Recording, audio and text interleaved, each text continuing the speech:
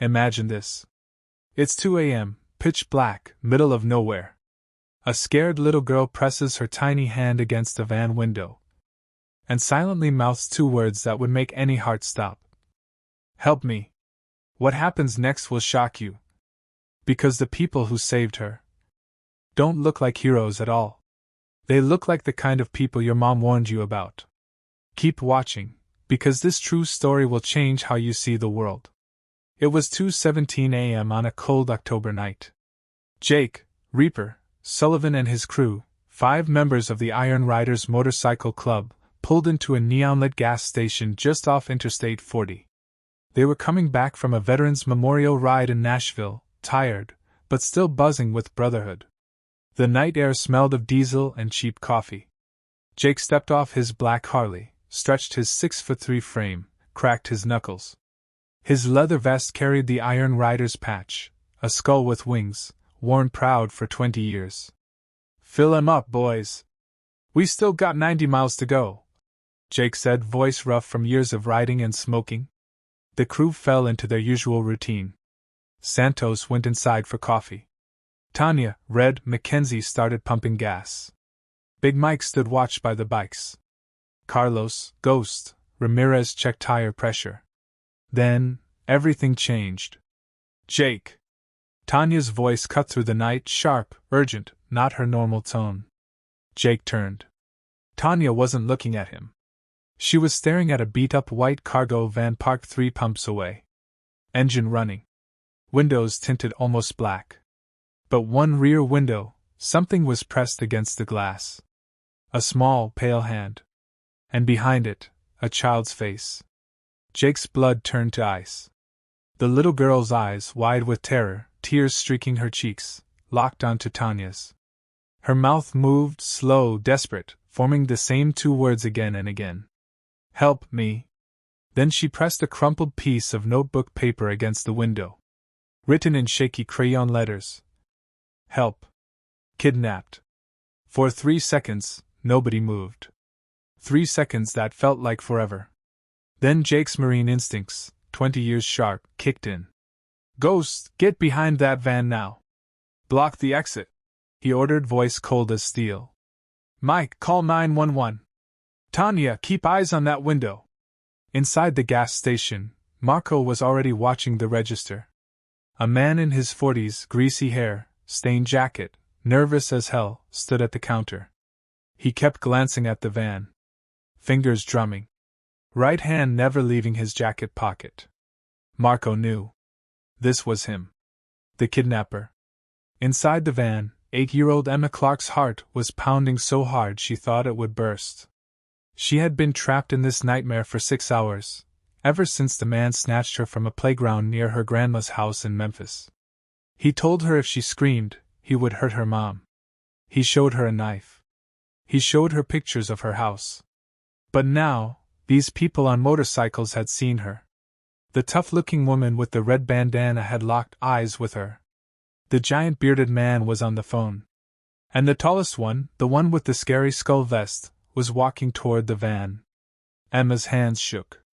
Was this rescue, or something worse? Jake moved like a predator, calm, slow, boots crunching on gravel. He circled to the driver's side, empty. Side door locked. Then he saw her through a tiny gap in the tint.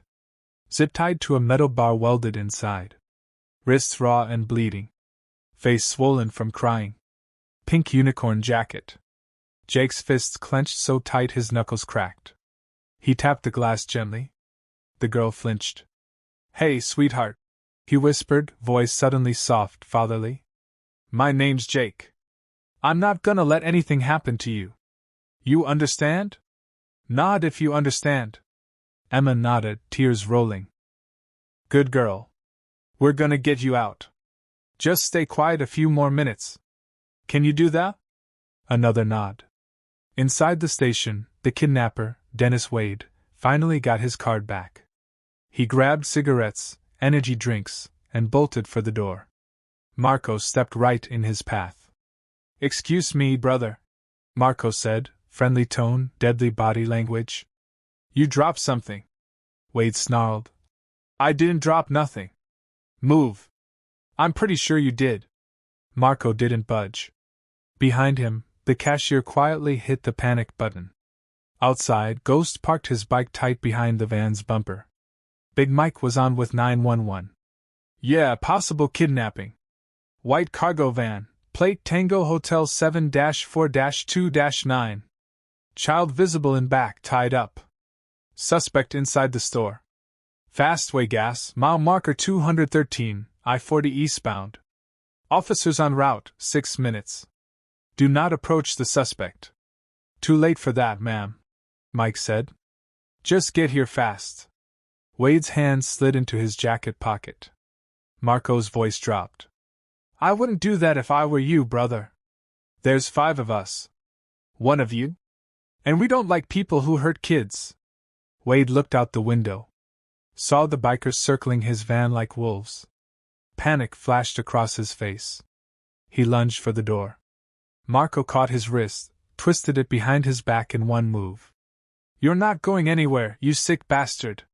The manager ran out with zip ties, the same kind Wade used on Emma, and they dropped him to the floor, hands bound. Outside, Jake kept one hand on the van, talking soft through the glass. Help is coming, sweetheart. Police are almost here. You're safe now. Nobody's gonna hurt you. I promise. Emma shook with silent sobs. Sirens grew louder, closer. That's the police, Jake said gently. They're gonna get you out. You stay strong, okay? You did so good. So good. 2 patrol cars screamed into the lot, lights flashing. Officers jumped out, guns drawn. Jake raised his hands high, stepped back. Kidnapped child in the van, he shouted. Suspect on the ground inside. We secured him. She needs medical now, she's been in there 6 hours. Detective Maria Sanchez took charge. Good work. Step back. We got it. Minutes later, EMTs opened the van. Emma's terrified face appeared. A gentle officer knelt down. Hi, sweetheart. I'm Officer Thompson. You're safe now. Your mom's coming soon, I promise. She cut the zip ties. Wrapped Emma in a blanket. As they carried her to the ambulance, Emma looked back one last time, straight at Jake. Then she was gone. 3 hours later, the Iron Rider sat in the police station giving statements. You took a huge risk, Detective Sanchez said.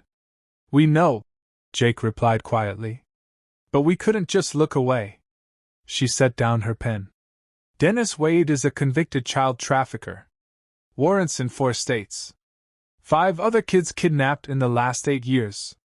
And 1 boy, Marcus, still missing from Memphis 3 months ago. The bikers looked at each other. Their choice to act might just find that boy too. Then she added, Emma's mom is here. She wants to thank you.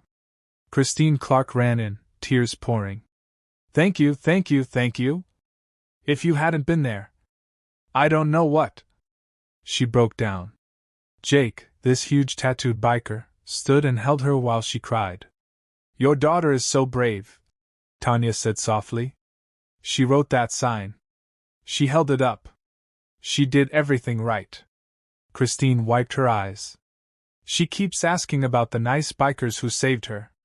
2 weeks later, the story blew up, CNN, FBI statements, news everywhere. Emma's mom threw a benefit dinner. Raised $47,000 for the club's community work. And when police searched Wade's van, they found evidence that led to the arrest of Marcus's kidnapper, and brought another child home. 1 little girl's courage, and 5 bikers who refused to look away, changed laws, saved lives, and proved heroes don't always wear badges. 1 month later, Jake stood outside an elementary school gym, nervous for the first time in years. The Iron Riders had been invited to an assembly.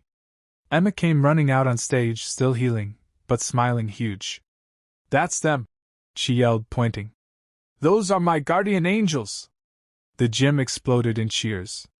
Emma ran straight to Jake and hugged him tight around the middle, face buried in his leather vest. Hi, sweetheart, Jake said, voice cracking.